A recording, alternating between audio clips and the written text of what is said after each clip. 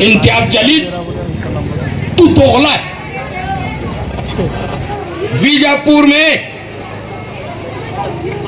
वहां के उम्मीदवार से 5 करोड़ रुपए लिए और वो बातचीत का ऑडियो रिकॉर्ड रिले हो गया। 5 साल के लिए अपने नुमाइंदे को मुंतखब करना है। बुरा हो आज के हालात का कि आपके हल्के में 29 उम्मीदवार खड़े हो गए। अब गौर करना है कि 29 उम्मीदवारों में कौन सा उम्मीदवार ऐसा है जो 5 साल अपने वादों को निभाता रहेगा। वक्त बहुत गुजर चुका, बहुत अंधेरा बहुत है। ये 5-10 साल आपके इस इलाके पर,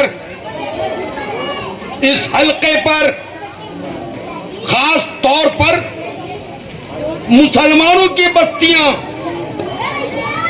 मुसलमानों के नौजवान सिर्फ रोजगार का इंतजार करते रहे।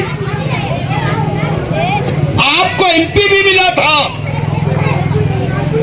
एमआईएम का एमपी था, उसका फर्ज था कि वो नौजवानों के लिए रोजगार के मौके फराहम करे। उसका काम था हमारी बस्तियों में तालीम के बेहतरीन स्कूल हो। उसका काम था कि यहां बेहतरीन सरकारी दवाखाने हो, लेकिन कुछ नहीं हुआ। हम सिर्फ सोचते रह गए और वक्त गुजरता चला गया। मैं ज्यादा वक्त नहीं लूंगा, सिर्फ आपको यह बतलाना चाहता हूं, वो जिसने बहसियत एमपी हमारी जिंदगियां जीवन की, हमारे रास्ते दुश्वार किए, और वो फिर एक मर्तबा बेशर्मी के साथ एक सीढ़ी नीचे उतरकर असेंबली का इलेक्शन लड़ने के लिए तैयार है। कब तक? अरे ये किरारपुरा रहमानिया कॉलोनी का इलाका, इस पर क्या गुजरी? यहां का नौजवान मारा गया, किरारपुरे का फसाद, 2 लोगों को गोली मार दी गई, मर गए वो। होता यूं है कि जब पुलिस की गोली से किसी की मौत होती है तो गवर्नमेंट को उसके खानदान को मुआवजा देना होता है, इसलिए कि खानदान का नौजवान कमाने वाला शख्स वो आपसे जुदा हो गया। उन्होंने तो इल्जामों की बारिश लगा दी। वो क्या इंसाफ दिलाते जिन्होंने साफ तौर पर कहा कि जिन लोगों ने फसाद में हिस्सा लिया उनको सख्त से सख्त सजाएं देनी चाहिए। अब फसाद हुआ, लोग चल रहे हैं, लोग सामने खड़े हैं, उनका भी नाम आ गया, रिकॉर्डिंग में वो भी आ गए, और दर्जनों नौजवान रमजान के माह में जेल की आहानी सलाखों के पीछे भेज दिए गए। खामोश रहा ये, पलट कर देखा नहीं। अरे मुआवजा क्या दिलाता? अरे जनाजे को कांधा दे देता तो बस था, लेकिन उसने पलट कर देखा नहीं। मैं उस पर ही उंगली उठाऊंगा जिसके पास ओहदा था, एमपी का ओहदा, कोई छोटा मोटा ओहदा तो नहीं था, लेकिन जबान कटी हुई थी जो इंसाफ का तकाजा नहीं निभा सकी। मर गए मरने वाले। कितनी बातें गिनवाए। बेवकूफ आदमी अरे ख्वाब देख रहा है, मैं मिनिस्टर बनूंगा, मैं काऊ की गाड़ी में फिरूंगा। वीडियोज हैं। पैसा कमाने का जरिया बन गई है। बीजापुर में वहां के उम्मीदवार से 5 करोड़ रुपए लिए और वो बातचीत का ऑडियो रिकॉर्ड रिले हो गया। अगर ये गलत है, ये बात 15 दिन पहले की है, इन्होंने इनकार नहीं किया। ये सिर्फ तमाशा बने, ये सिर्फ कमाई का जरिया बने रहे। परभनी में यही किया, यहां पर भी यही किया। इनको कब तक बर्दाश्त करेंगे आप? अरे जरा गौर तो करो कि आने वाला वक्त बेहतर नहीं है। हिंदुस्तान के कॉन्स्टिट्यूशन में यह लिखा हुआ है कि स्टेट गवर्नमेंट को पावर्स है कि वो अपने स्टेट में कॉमन सिविल कोड लगा सकती है, यानी शरई कवानीन लागू कर सकती है। और ऐलान भी किया उन्होंने कि अगर हम कामयाब हो गए और ये बी टीम वहां बैठी रही तो फिर कॉमन सिविल कोड लागू होगा।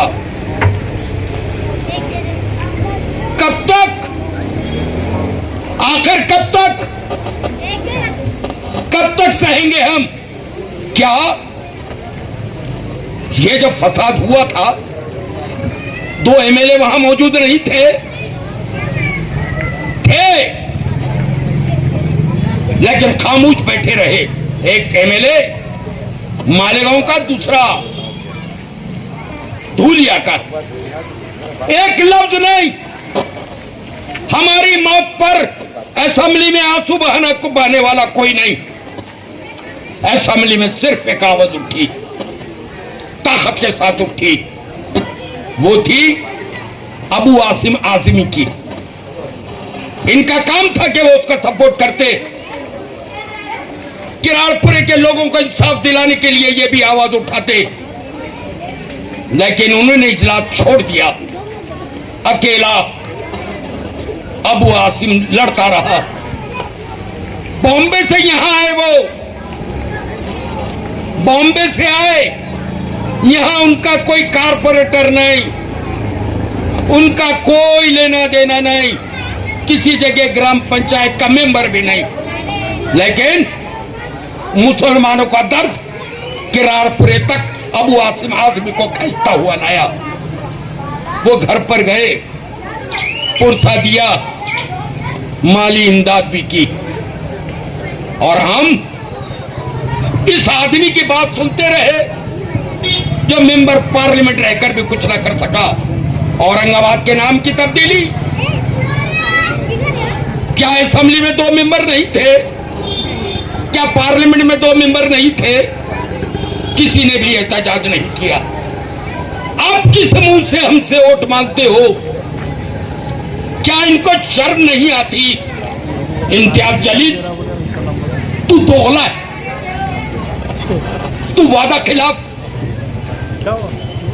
मुसलमानों के जालिमों के साथ, मुसलमानों के साथ जो जुल्म किया जाता है, इम्तियाज जलील तुम उनके साथी हो, तुम बीजेपी के गुलाम हो। मैं साफ तौर पर कहता हूं। कौन? असदुद्दीन अवैसी बीजेपी का गुलाम, बिकाऊ माल, परभनी से पैसे लूटे। हम अब पूरा महाराष्ट्र में क्या हुआ पता नहीं। बीजापुर से पैसा लूटा गया, दो चीजें सामने आई, पता नहीं कहां कहां सौदेबाजियां हुई। इनको वोट देकर आप इनको मालदार बनाना चाहते। अगर कोई बेवकूफ से उम्मीद रखता है कि वो आपके साथ रहेंगे, तुम एमएलए रहे, तुम एमपी रहे, तुमने कब हमारा साथ दिया? हमेशा हमारे जज्बात से खिलवाड़ करते रहे, नारों में गुम किया हमको, तबाही की तरफ ले गए हमको। मैं कहां तक कौन से वाक्य को दोहराऊं? देखो, आने वाला कल ठीक नहीं है, आने वाला कल बिल्कुल ठीक नहीं है। पर्सनल लॉ पे निगाहें पे लगाए बैठे। अगर ऐसे लोग चुनकर जाएंगे जो औरंगाबाद के नाम पर पार्लियामेंट में आवाज न उठा सके, जो आपके मोहल्लों में आपके मकामात पर गोलियां चली और मुसलमानों का सीना गोली से छन्नी कर दिया गया, एक लफ्ज ना बोल सके, इनसे क्या उम्मीद की जा सकती है? इनसे उम्मीद करना ऐसे है जैसे बेवफाओं से वफादारी की उम्मीद। ये आपके साथी नहीं है। कल अगर कॉमन सिविल कोड लाता है, हमारी जिंदगियां, हमारी शादी ब्याह तलाक विरासत, ये सब छीन लिए जाएंगे। ये जो कानून है पर्सनल लॉ, वो कुरान से अखज़ किया गया है। कोई आए और हमारे कुरान के सफ़ात को फाड़ने की कोशिश करे। ये सिर्फ 3 मिनट है। इस 3 मिनट में मैं आपसे गुजारिश करने के खड़ा हूँ कि आपके इस महल्ले में रास्तों की हालत देखिए, आपके पास पीने के पानी की क्या सहूलत है, आपके पास ड्रेनेज की क्या व्यवस्था है। अब किसी को दोष देने के बजाय मैं आपके बीच में आया हूँ, आप मुझे मौका दीजिए, इंशाअल्लाह ताला इन तमाम चीज़ों को दुरुस्त करेंगे। सियासत पैसा कमाने का ज़रिया मेरे पास तो हरगिज़ नहीं है और इंशाअल्लाह ताला नहीं रहेगी।